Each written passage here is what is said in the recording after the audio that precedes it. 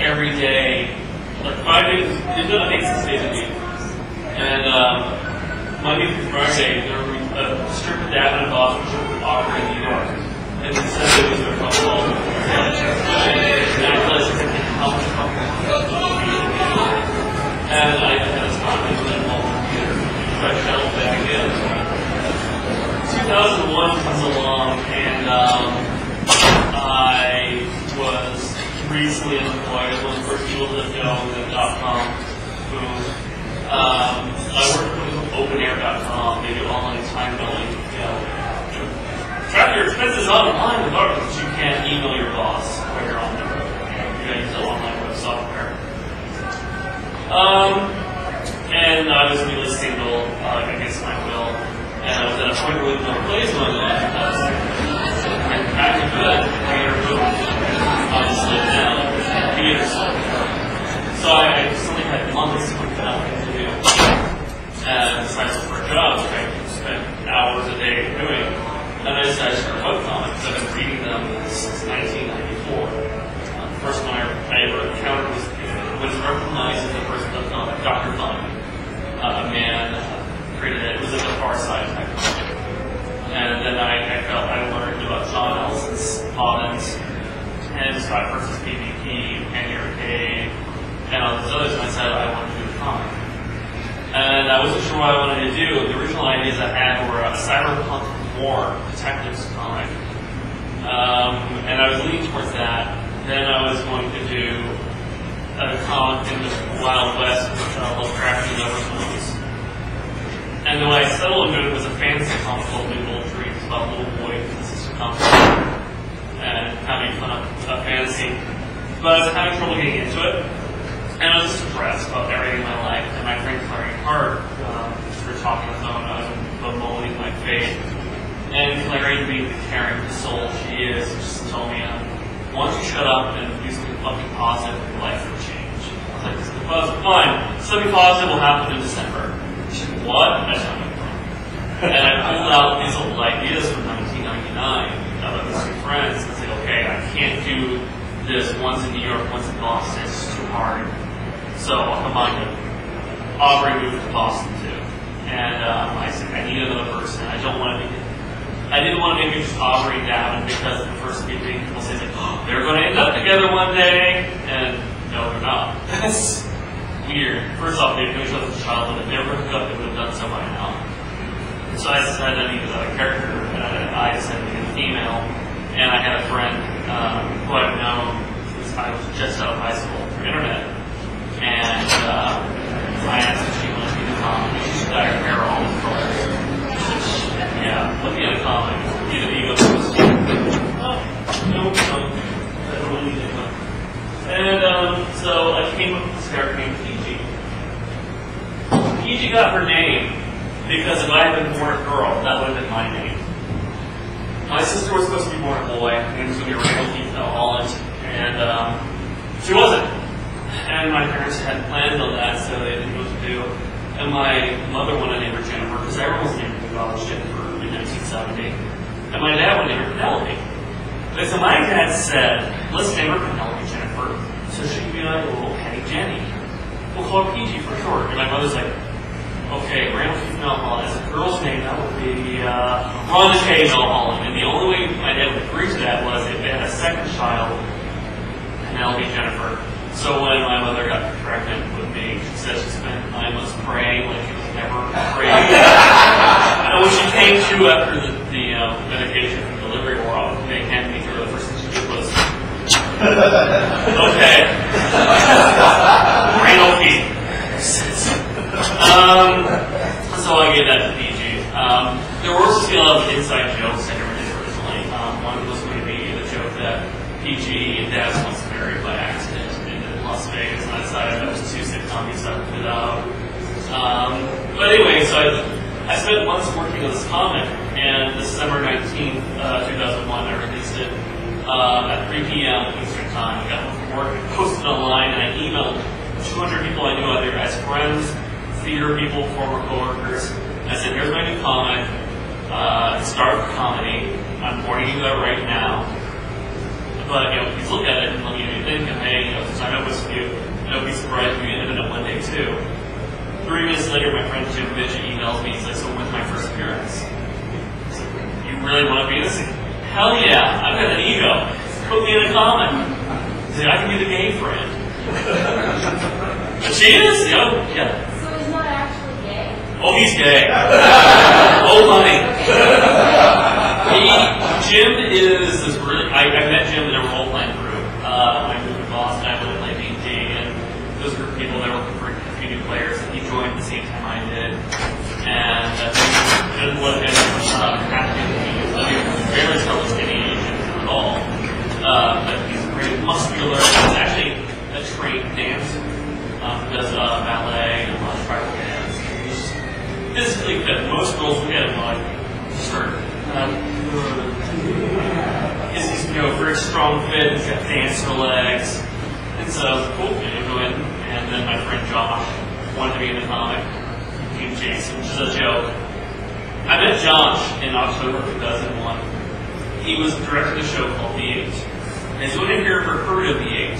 Also known as reindeer monologues. The Eight is a very special play. It advertises itself as a Christmas show. It's actually more of a social awareness show. It's the 8 really means the 8 ways you treat grief victims. Oh, you poor baby. Oh, you deserve it. You just want the attention. The idea is Santa Claus is accused of raping Vixen, and every reindeer is given their opinion on it. And it's a black comedy.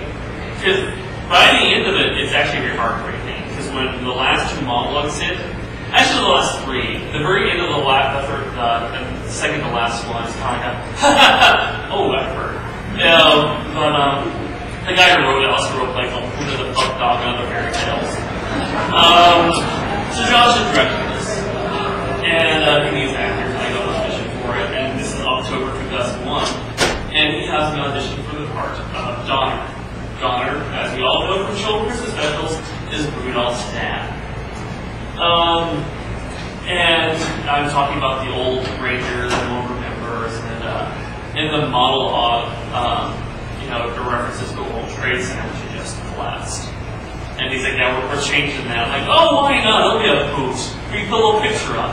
And he's like, "Wow, you're an asshole."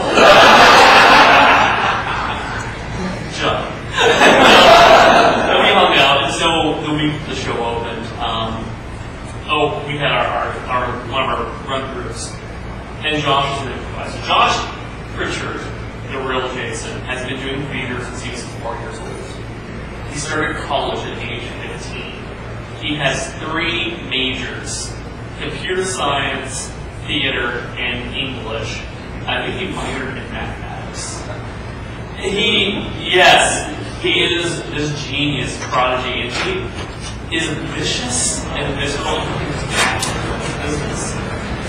And he demands a lot. So we're doing this show, and so this is a run through, and this is I'm the supervisor. If you get stuck, you can no longer yell line. If you haven't done theater, in rehearsal, when you're trying out book and you hear a line, you go, "Line," and someone's on book and they tell you the start of what you're supposed to say to jog your memory. So the guy who starts off the show is an older guy. He's bragging constantly all the shows he directs, his bit movie parts. If I was directing the shows, how I would be doing it. He starts, lights go on. His first words out of his mouth, "Line?" And Jason and Josh is like, "Line? Jason, I don't. My name is Josh, not Jason. Get it fucking right. I'm tired of this. You've known me for 3 fucking months. Learn the lines, learn my name." Started the monologue. Perfect. But we started going, "Hey, Jason." So, the comic started on Wednesday. And that Thursday, Friday night was the last weekend of our show, the 8th. And I walk in, and the first person to greet me is my friend Claire. And right behind this T-Bob, like, "We love your comic, when do we go in?" And Josh was like, "Yeah, I'm comic." Like, "Well, do you guys want the same names?" And T-Bob's like, "Yeah, call me T-Bob." Sorry, "Yeah, call me Claire." And Josh is, give me a new name. And so, a few weeks later, when Jason appeared in the comic, I think it had been online for all 3 minutes. I called, hey, I'm going to break your legs.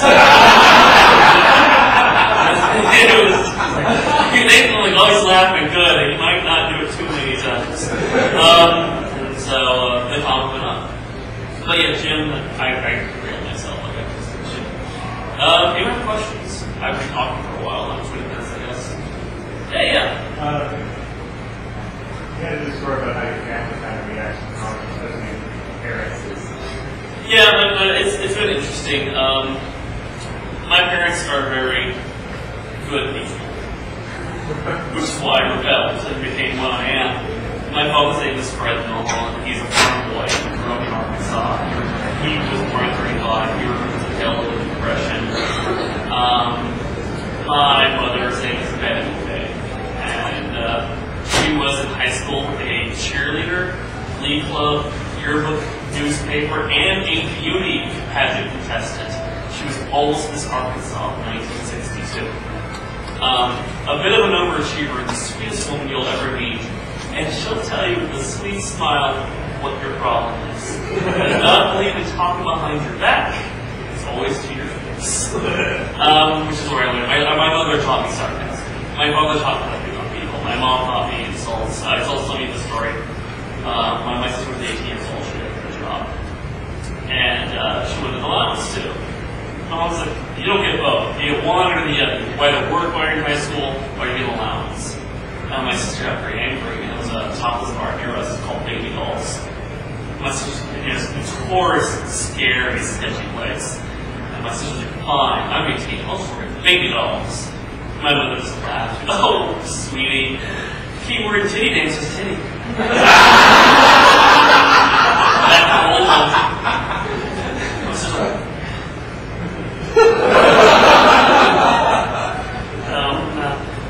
so, but my parents, when I started the comic, we kind of had, like, they stopped seeing shows I was in. I moved to Boston, but they're like, why can't you do a show with some grandma about it? Or if you do things about rape, or you're playing a murderer, or you're telling some pedophile, why can't you do a cute children's show? And so I started the comic after I told them, don't read this comic. Just for all our sakes, do not read this comic. And years passed, and my dad emails me one day. He's like, "Like the strip today?" I'm like, what? I know you didn't learn that language in our house, though.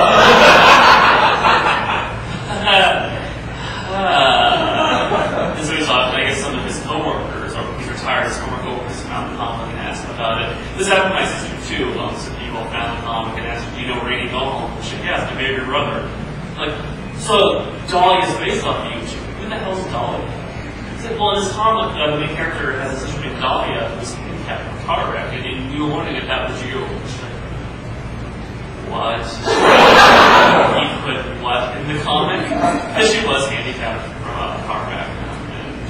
And she was hit, her car was stationary in 1992. The car went 55, slammed into it, and it broke 104 bones. So, understandably sucks. And so she wrote the comic, and we talked about this. We're so upset that, you didn't show me how you showed me as I am, bitchy and angry. And I can take care of myself, and I appreciate that. But then, my dad started reading it, and unfortunately, by the time he read it, Dad and his father had learned he had Alzheimer's, which was a fear my father thought he might have it, and he doesn't. And some of the things that happened with Dad's parents later were much more based off my fears, and my fear of losing my mother. Because I'm a mama's boy, and I admit it. I don't live at home, and I don't need her approval for everything, but I'm still like, my mom, And my mom will read it. But later on, actually, my mother went to a bookstore and some girl, she deposited a debit card, and the woman was like, Milholland, the only Milholland I know is a comic online called Something Positive. And I was like, oh, that's my baby. Because I'm 30 years old child. And she came home, I got squeed at today, Randy. Why did that little girl squee at me?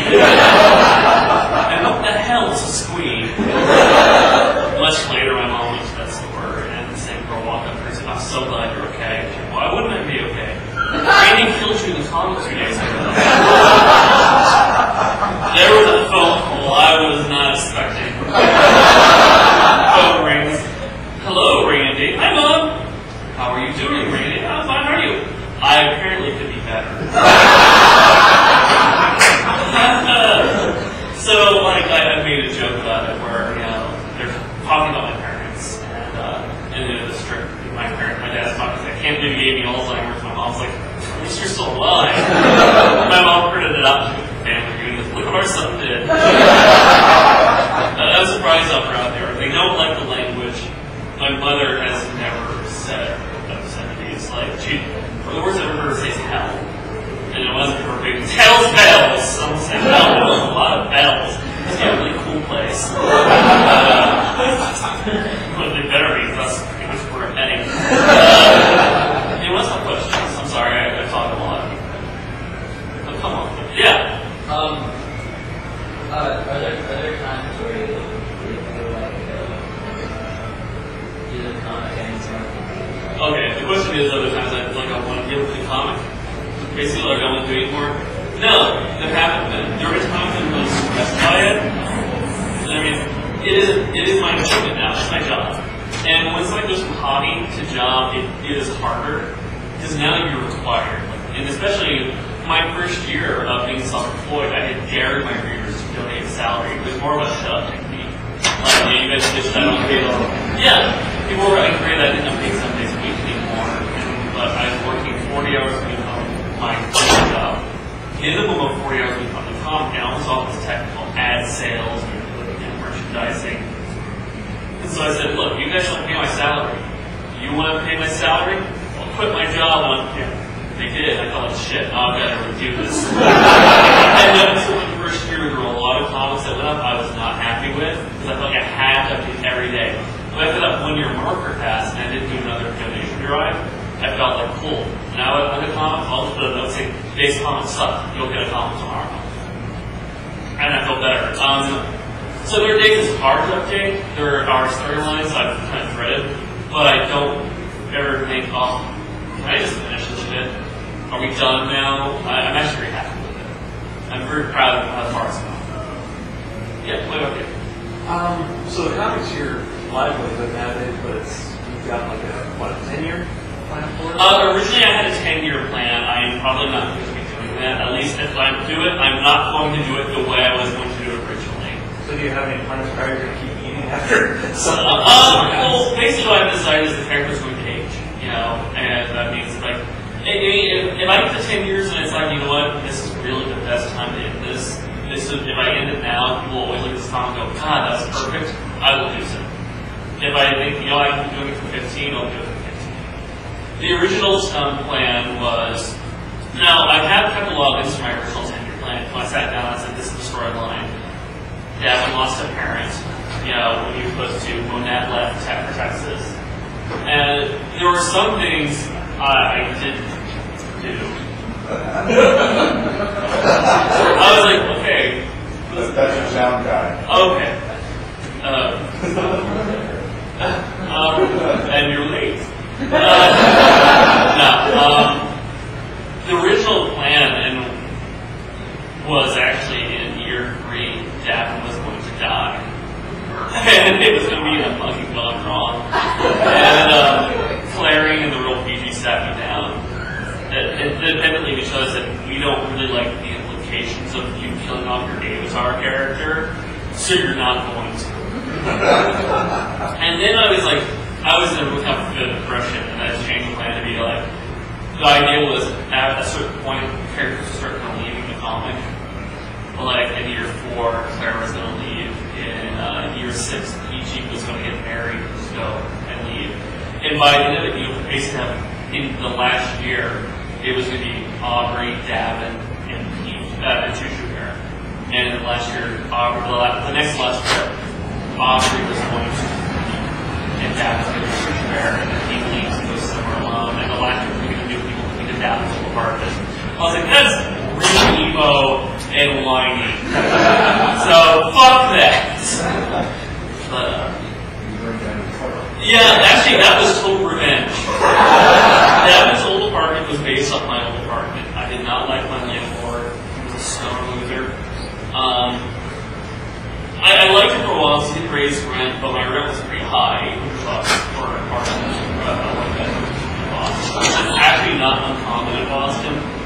unfortunately. But when I moved out, because I had a friend needed a roommate, and my rent was going to be cut literally in half. I was like, notice, we're done. Well, one of the problems I always had, I had an ex-girlfriend who hated my apartment because it always smelled bad. And I didn't know why. I would clean it, I would freeze it, and for 2 days there it smelled horrible. So when I went to his apartment with his keys, I was slammed in the face by the stench of years and years of pot smoke. I'm like, mentioned my floor. Oh, you motherfucker. I had so many fights because of you. So yeah, I burned his apartment down and killed his old landlord. Because he might have held up, yeah. You obviously didn't start drawing or doing the comic. Oh, I remember something. I didn't was on. Cool. Man, the first half that picture like. So that was the question. Right, so you started one comic somewhat later in life. It was 25. No, it's 26, I'm sorry. I just turned 26.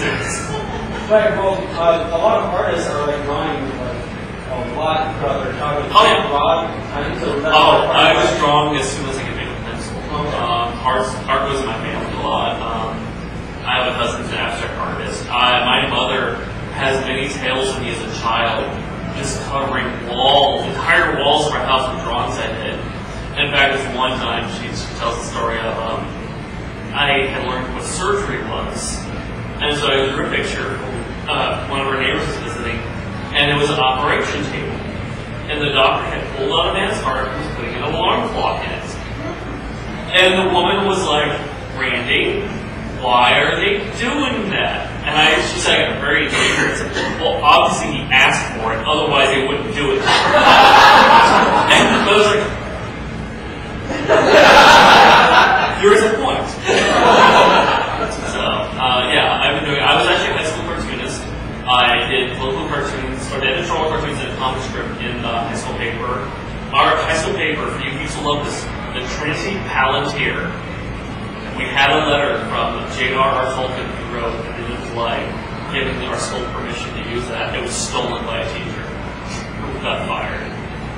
What more? I hope he's dead. I actually was nationally ranked as the number 3 high school local cartoonist in 1994. I was ranked statewide for 3 years because there are competitions for that too. Well, I guess why didn't it sound sooner? You made it something like when it started, it was more of a, okay, why not? Well, it's funny because I went to art school, and it killed my interest in art. I went to the University of North Texas, and I realized I hated art. I hated the art world. I loved art. I studied watercolor, and that's why I wanted to do it. I wanted to be a professional watercolorist. I wanted to do actually backgrounds in games or in cartoons. But a lot of artists are assholes. And the ones who teach are the worst because most of them haven't done very well. There's 2 types of art professors. There's ones who are great and they want art to go. They want art to spread. They're all that. And there's people who they see you as future competition. That's why they never teach you how to do a portfolio. So when you go out in the art world, how do you go to a museum and try to get a show? How do you try to? They never taught us that. And I got fed up with some crap. I had a review that was required for graduation, and I made a C on it. And the reason I made a C on it was because I did watercolor. The woman who gave me the C does acrylic. Acrylic is the easiest form of painting watercolors of artists, and also acrylic is watercolor with plastic in it. So I quit. I gave up on art. I went to theater, and I did theater for years. I was a paid actor. I did a lot of paid productions, and I just did my comics a hobby until my little idea was until theater picks up, I'll do this. And then when I was like doing it, I did it 10 years old.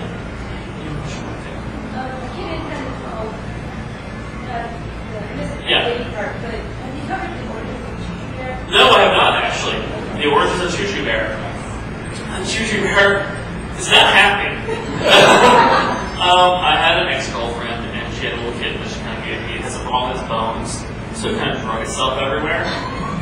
And it was very protective. It would sit in my lap. It would hiss at her if she came near me. And it couldn't meow correctly. It goes,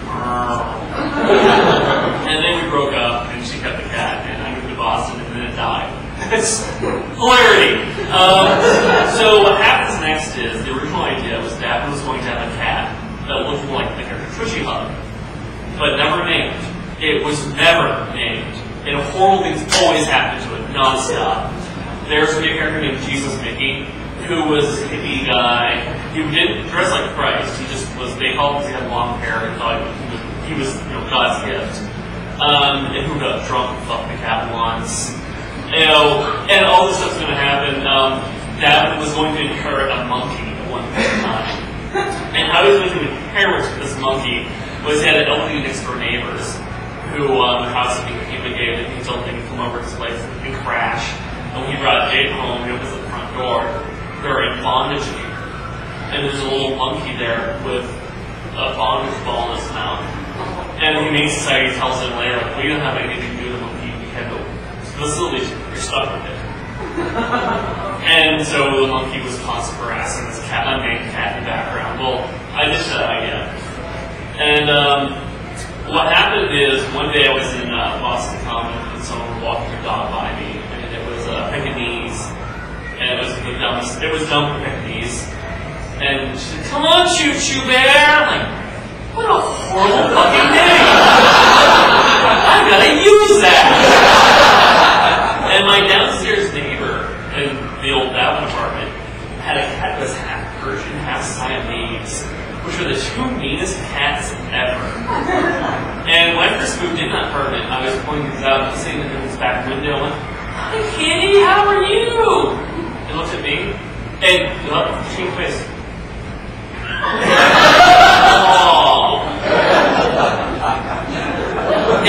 I had to walk up an outside stairwell. There's a window right by it. He would throw his body and And originally, Dad was downstairs. The neighbor was going to have this cat, and then I was going to do Choo Choo Bear. And I forgot to put it in. I just forgot about it. And then I decided to do a cat comic about this boneless cat. And I'll name this Choo Choo Bear. I'll name that cat something else when I get to it. And Choo Choo Bear was never supposed to appear again after the fourth strip. What was going to happen was in year 5, Dad was going to move in the apartment. And Aubrey's helping him move. And at one point, she looks behind the refrigerator. She's like, "That cat you had for a while? Yeah, I think I found part of it." But people loved it so much. One of the few times I've ever kind of vent to readers. They're like, "Keep the cat, please." I'm like, "Okay, fine." Yeah. That's how Chris stuck around. But you, and then you. Yeah. How do you deal with hiatus? Hiatuses? What do you mean? Well, I generally take a day or two off. I don't do extended hiatuses. I think they're a bad idea. If you're going to do a hiatus, you get guest artists, or you put filler art in. And that's the best thing to do. Like, if you have a sketchbook, you need to have something up all the time, so people, or at least a few days a week, to give people a reason to keep looking, because people are nervous about webcomics. They vanish like no one's business. And so, if you're going to have a extended amount of time off, get your sketchbook out. Like, I did it a few times. I've done sketchbook weeks. Like, when I was like, I'm just really sick. Like, I got really sick once. I couldn't update. I was really behind. I think two of the other things. I started being, okay, this week is sketchbook. And then I'll do a sketch entry, or give a history of the comic, and here show drawings I never used. That's the best way to do a hiatus. Make sure there's a reason for them to keep coming. So they don't, it's not a question of like, oh, let's start updating again? They'll know. What's the worst or previous or most favorite experience that you've had with a fan, like a convention or email? Oh, man. That's hard. I will say, okay, let me preface this first. The question she asked is, what's the previous experience I've had with a fan? Bulk of my readers are awesome people. I say 99% of my readers are great. There's that one vocal 1%, though. That's just, I had readers show up in my old apartment. Usually, never once during a normal hour. It was always at earliest 1 a.m. Alcohol was always involved. And they were always men. Big, burly men. I was like, are there no hot girls reading my comic? This was, hey, you want to hang out? Oh! Are you going to open up your head to the hot girl and working little robot? No, but, and that was always kind of awkward. It's like, because the first time it happened, I wasn't prepared. It was like, my old door was an old wooden door with a giant window in it, and I had to draw shade on it. And about 1 in the morning, I goes, what the fuck? What is that? Here. Okay, I'm getting nervous. I hear, Milholland! That's not my landlord. I don't know who the hell that is. I am unhappy. And I look out and I see the silhouettes of 2 men, both taller and broader than me. I was like, oh god. Milholland, we know you're in there! Push your knife. I speak down my parents, I love you. And I was what? Like, bam! We love your comic! We want to give you a donation!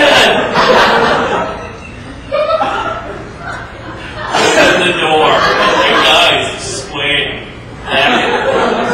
Hey! We were just drinking, and we knew you lived in Waltham. So we found your address. Here's plenty. Which went to the cat right now. Like, you want to hang out? No, dude, no. Why are you here? We go to Brandeis, I'm thinking, what Brandeis makes smart students? What the hell? But they wouldn't relax. I actually started having people show up regularly. Sometimes they brought beer, sometimes they just want to hang out, sometimes they're like, why'd you do this today? I'm really upset. I'm like, this isn't a forum. It's my doorstep. I know there might be some people in the world who think that's cool. I know Mark puts his phone number out for readers to call him. I don't do this! And we had this much later on. I moved into my new apartment. I was in the 3rd floor building with a friend. And she was very nervous. She'd had some bad incidents, and we had multiple doors between us up front. And my address was unlisted signed. The phone book didn't get screwed up. It should have been listed the first time, but it was. And the people who were moving out that stair for me were readers. I was like, okay, well, they're moving out. And then I did the whole kestrel thing where we were getting hit by a car, my helmet. And someone went up to Irie at Icon and said, hey, if you're mad at Randy for where he did a character, I know where he lives in Somerville at. And she's like, whoa, stop right there. And I knew the guy who made this a joke. I actually had a think I knew what it is. And for all I know, maybe it didn't happen exactly that way. But I was really upset. So I'm like, okay, it's one thing, it's just me. No, my friend Julia's here. And what if someone there, because that people do fucking hate my guts. What if someone there, like, gets a stupid idea and shows up and harasses her? And that really infuriated the shit out of me. That's really about the only creepy stuff I've had. Everything else, like, if I get death threat, my response is like, work the FBI. Because the death threat being email is a federal offense. And I go, oh, you're a kid? Too bad. Have fun. You may not go to jail, but you'll be questioned. And that's all I care about. What time is it? I found it. Okay. I was, man, I just, you know, if you start doing speaking stuff, you never realize how much you talk and how boring talking are. So, another question. Yes, ma'am. How did you end up in Boston? I had a friend who was living in Boston. A friend of mine named Aaron Price. We had gone to high school together. Back in the old computer bulletin boards of today's BBSs, some of us actually remember them. He ran a company, Milholland Incorporated, and I was his hostess on. And we were just friends, and he moved to Boston in '96. It was just December '95. And I was really depressed. Like, in April '99, I'd been single for almost a year with my ex-fiancée because she cheated on me. And I woke up on that. So we get along now. You might know 10 years changes that. And I was working with our school and Aaron to Boston. So I came up to spring break and I saw it about a month later. And they were trying to I stayed there for a summer. And if I didn't like it, go back to school. I'm trying to finish my last year of school. And my mom was crazy to move back. I know it's moving back. Whatever, it's not important. My dad was like, I moved to Illinois at his age. I was there for 10 years. I know it's going to be time. He had to leave. So it was hard because I was the baby. Although my sister was the baby, I'm the fat kid. The fussy nut now. And so I moved up there. And Aaron and I were roommates for a few years. And then, we both decided it was good for us, but we still hung out every fucking Sunday anyway, just watched adult swim at his house. And I just stayed there. And at the point, I'm really ready to leave, I think. I'm tired of paying taxes on every single thing possible.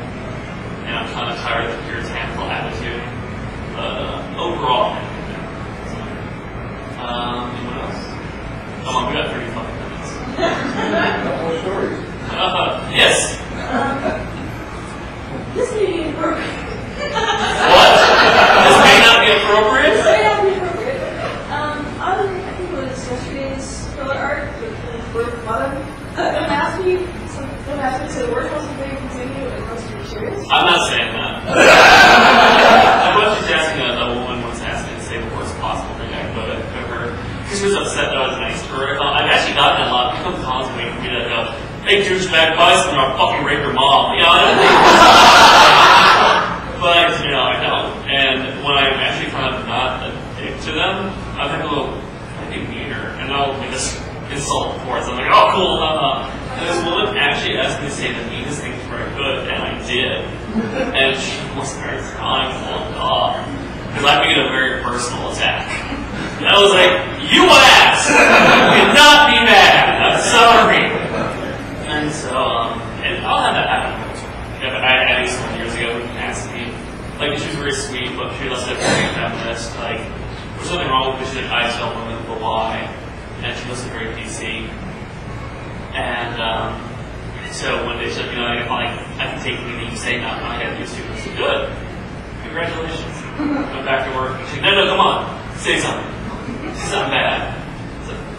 I said, so, I think it's a horrible idea. And she said, no, come on. Lay into me. You're not going to get mad. I know I won't. She's going to piss. Like, you were a women's studies major, right? She said, yeah. Okay. You know why I didn't want to fuck women so badly? She's like, what? Because all logic leads out of vagina. When we plug it up, it makes sense. And she paused. I'll be back in 2 days. I was like, and I asked, I know I asked for it, it still haunts me a little. I'm like, if you were the guy, it would have been something worse. But I'm not going to say what I said that moment. It was excessively inappropriate. I gave her a lot of, no, seriously, do you have boundaries? Nothing, I don't care. Well, because I am a little brother and I take dares. So I had learned to refuse some helping. So, another question? Yes? What's the biggest thing you've ever done for your sister?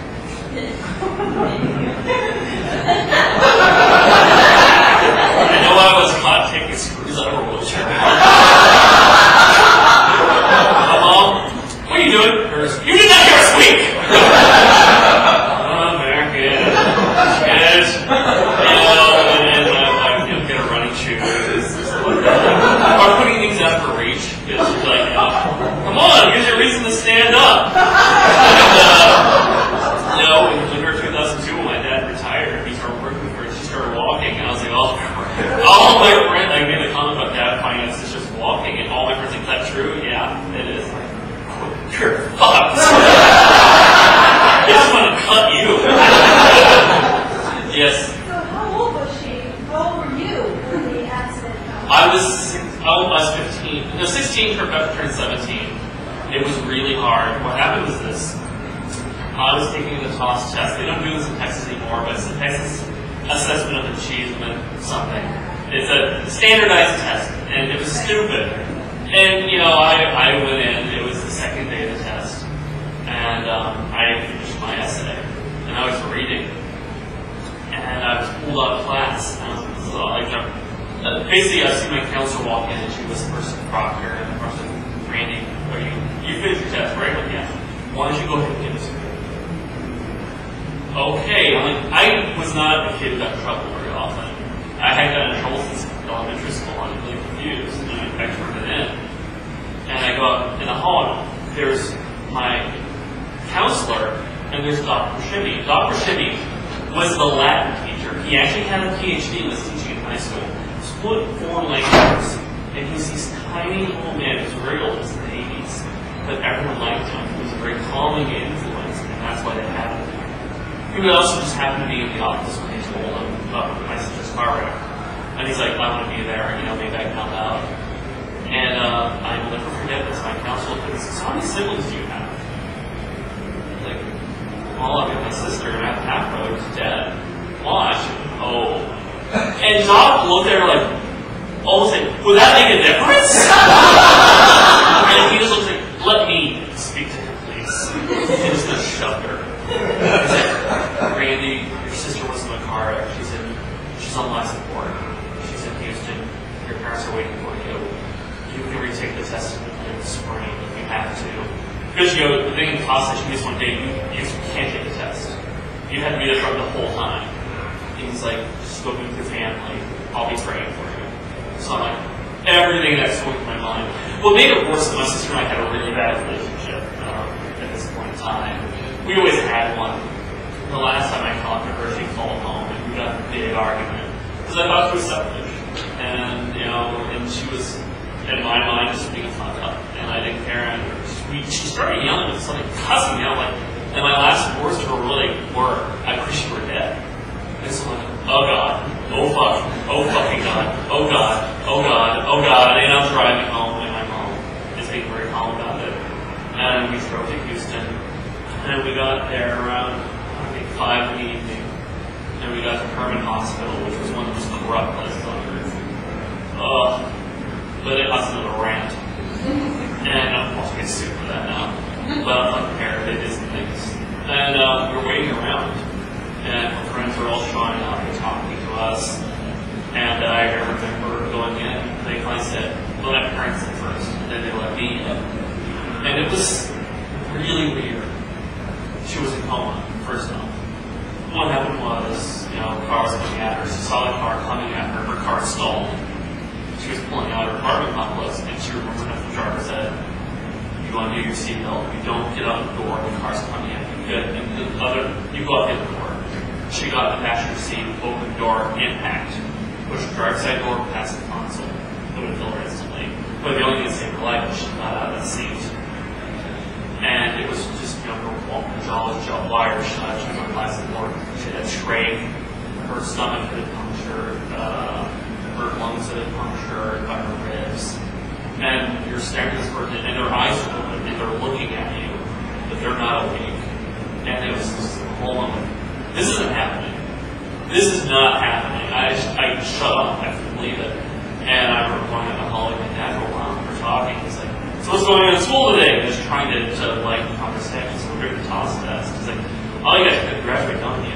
Yeah, I said, okay, we'll get you back. And so every day, he drove me to school from Houston. I took the TOS test and I went back. I fucking passed that thing. It's that easy. But after a while, it's like I just spend weeks at home. Weekends I go to Houston, and then they eventually moved her from Vernon to a hospital in Fort Worth that was more competent and more capable of handling trauma patients. She woke up, I think, in April. She came out of the coma. And so she was a long time.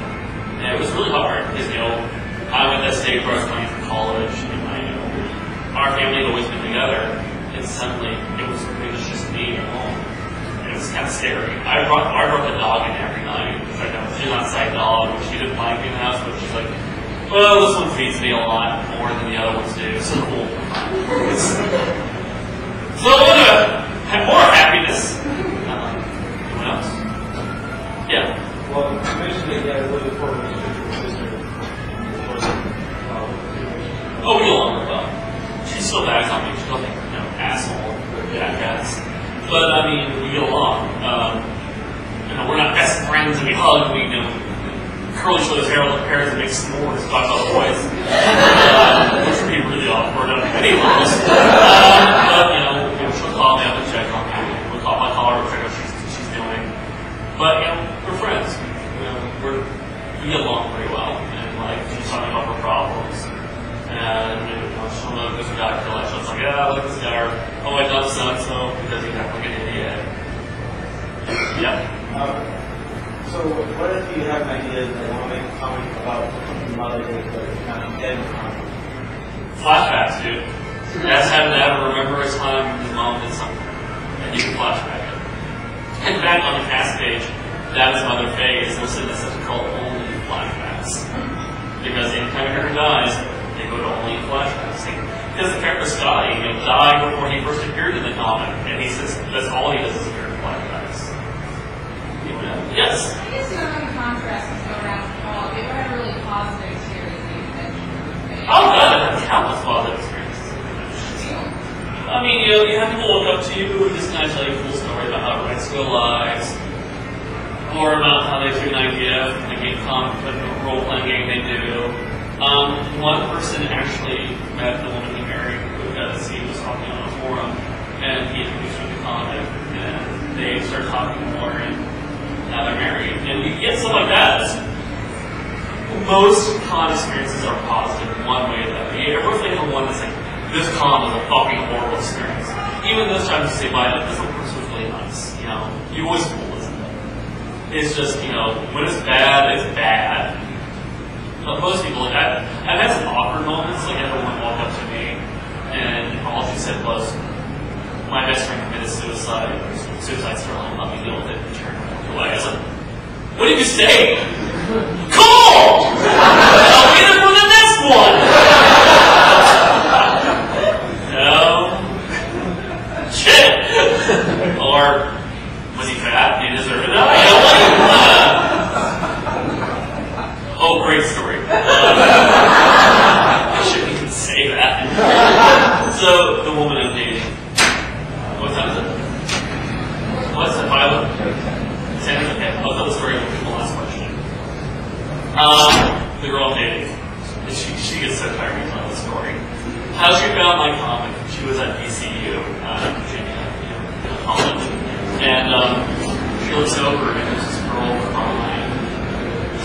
Just angrily. She's like really worried about her because Aaron loves everyone. And she walks up and goes, "Are you okay? What happened?" And he doesn't understand. He doesn't understand how hard it is. And she was like, Randy Milholland. It's like, what happened? He runs the comic and he made fun of cutting and he's made fun of anorexia and he doesn't understand. And she was upset about the For You comic. And she was upset about, she felt like the Scotty was making fun of suicide, and she showed him some of the Scotty suicide, showed Aaron the Scotty strips. And Aaron's reading it. I don't think he's endorsing suicide. I think he's actually very much against it. I'm going to get him kicked off the internet. What? I'm writing his host. I'm writing his advertising. I am going to destroy him. She's like, was he your role for this? And she started reading it, and that's how I know. I know who I was. And later on, asked me out to date. I'm like, somewhere there's a girl who hates my guts, and I'm on here like, I'm so glad I traumatized you. It did so many weird things. One last question. Yes? Are there any certain storylines that you're just extremely proud of? I'm proud as Easter Day is standing up for Easter, having a where the old woman church, basically going to the church. That's actually a lot of Easter egg not anymore because it takes up for Easter. And basically she didn't have money to get what she wants in church. And Faye is standing up for it. In the end, it doesn't work out for Faye, though. She's very upset. Everyone, the people who do agree with her don't want to put out the effort to care. The people who should care and are using twisted well, God says this. And she's like, didn't Christ also get upset when they turned the church into a den of thieves and money lenders? Like, oh yeah, well, but I'm sure people can understand the situation. And at the very end, she's sitting in this church, and Fred's like, I know I find you here. And she's like, am I wrong? Am I wrong for wanting to do what's right? Am I wrong for loving? And Fred's like, what can you do? And there's a moment where it's just kind of sitting and staring for us. I was proud because someone told me you couldn't do a Christian story and not make it heavy-handed.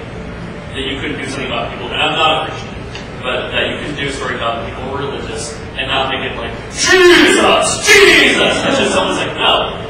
You have to stand up for your beliefs. And I felt that there are a lot of people in any religion and any organization who fight very hard for something and it gets pulled away. And I was just kind of proud of that. And it was a moment that Faye really got to come out. And a lot of people were like, that's the kind of mom we wanted. And it's the mom I have, and I'm very proud of it. So I'm at this table until, I guess, 7. What? Shit, okay, one more question. Yes. What's your favorite role when you were an actor? My favorite role? I got to do Alice in Wonderland in Children's Theater. I was the Mad Hatter, the Cheshire Cat, the Mock Turtle, and Alice's mom. Did she have the beard? Alice's mom didn't come on stage. She was but no, I didn't have a beard actually. I shaved. But Claire from the comic played Alice. She grew up in England. And she grew up with a little Cockney accent. She was playing a very Cockney Alice. And then on stage, she didn't know, because we realized we never chose an Alice's mom. This is her color. And our friend Christy ran the theater because of her matronly voice or something. Like, no. Well, she was on stage.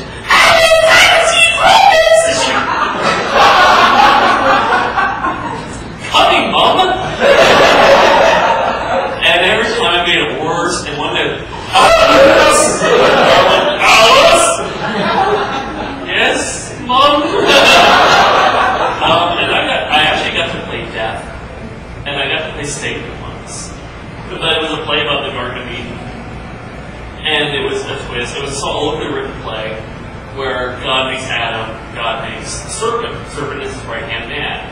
The serpent knows what's going on. And it's sad because God doesn't recognize him or show affection like he shows Adam. And Adam's stupid because Adam has to learn everything.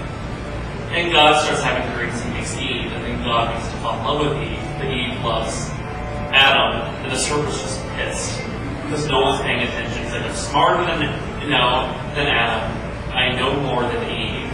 Why can't you see me as this evil? And really, this is the middle child syndrome. And the only person who liked the serpent was Eve. And having to play like this big lecture speech where they talk about dreams, and Eve finds out Adam can't dream, and the serpent can't either. And the serpent kind of gives it hints like, I know. Look, sometimes you just shouldn't ask. And the serpent only tempts Eve for the fruit because God wanted her to, so she'd be equal. And he was like, this is a bad idea. And in the end, they get cast out. And he sort of said, well, it's just us now. And God says, no, I'm really worried about them. And that's why a lot of Satan's called because he has to. It's like, oh, this is mine. When it came to the actual theology, it was really stupid. But it was a fun part. And I also got to be the lead in our original plays. I could be the murderer. Which the play production could be better, but I got to be murderer, and that's fucking awesome. So, how much? 5? Christ! Yeah, you. Do you have any plans to continue New Gold for me? Right now, my goal is next week, I'm starting back in every comic. Noodle a Dream, back burner. Basically, SP is the most important comic to me. Didn't have any problems, friends my dad wanted me to do a comic that has no bad language. And, I was keeping it pretty clean. So, Noodle Dreams, I'll get to that. I would like to, because I have the entire storyline plotted out. It's unlike, SP is not based on plots, it's a fantasy story. Although I went all this, the characters have random cameos to other characters. Like you'd see these old D&D characters show up. Or, you might see, actually mine appeared in the first strip, but people didn't realize. One person got it, is the old man that the boy talks to, is that Mike? That's really Mike. And you see all these D&D characters, you see Jason's D&D character. Okay, 4, 3. Great. One last question. I really just, You did a storyline a while back about Gavin doing a lot of the play as the sequel to Rocky Horror. Shock Treatment, which is an actual movie. It was they say it's not a sequel, it's an equal, but yeah. Have you ever heard of anyone actually trying that? No, I didn't get the rights. I don't think Fox will turn the rights over, or Richard O'Brien will turn the rights over. I mean, if Richard O'Brien turns the rights over, I wouldn't do it. I think Shock Treatment just came out on DVD. The music, I think, is superior to Rocky Horror. It's a better story. The big mistake they made was She was in Serene, they couldn't come back. She was making so much money at the time they couldn't afford her. There was a big strike going on, so they had to lose the budget.